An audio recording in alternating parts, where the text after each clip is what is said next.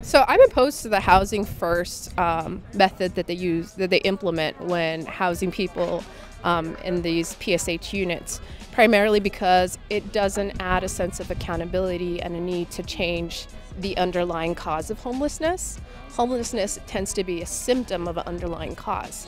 And growing up in El Paso, Texas, below poverty line, our community saw that it thrived once they started treating the underlying causes, whether it's family dynamics, whether it's substance abuse issues, whether it's mental illness. They were able to tackle that and create those kind of treatment programs for them to kind of save that family unit and build the next generations up.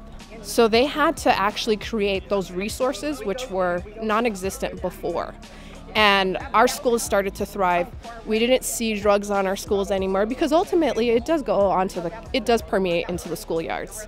And so I was lucky in that my sister's generations and my generation were the ones that got to reap those benefits, the sacrifices, you will, of spending, just really investing in the future. So I feel like a housing first approach is trying to solve the symptom. And they assume that everybody who is homeless is because it's inequity, a question of inequity, and that's not the case.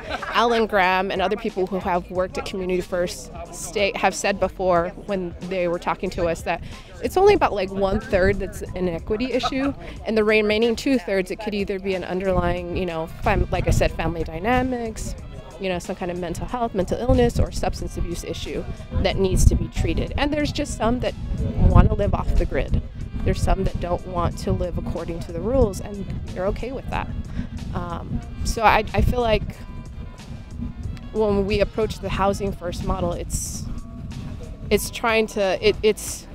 generalizing that everybody is homeless because it's inequity and they don't have access to a house, and that's very erroneous. If we're going to attack this issue, we have to attack it like a researcher and really figure out what's the underlying causes, and that's what we've had to do.